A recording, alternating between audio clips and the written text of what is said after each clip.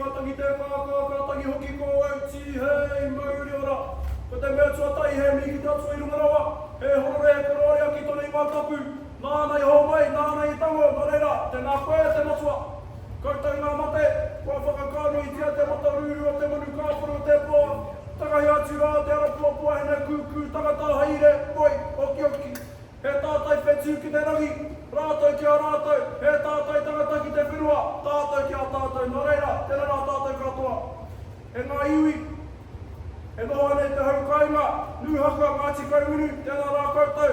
Anei mātou, ētai o ngā wiri o tō whare, o tō whenua, ko tēnei te mihi ki tō maunga maumau kai, ki te aroa nūhaka, ki te wako o tāki tumu, ki te iwi o Ngāti Kaumunu. Rā kai pāka, anei mātou, Ngāti runga mai no tāwhiti ana. Ko te aroa nui o te iwi Māori e tākoto nei, ko te whare nei o hoi ki roa e tū nei te teina o tō whare no reira. Tēnā rā tātou katoa, korau noa, korau ora. Kia ora. Kia ora. Ngāti ronga mai!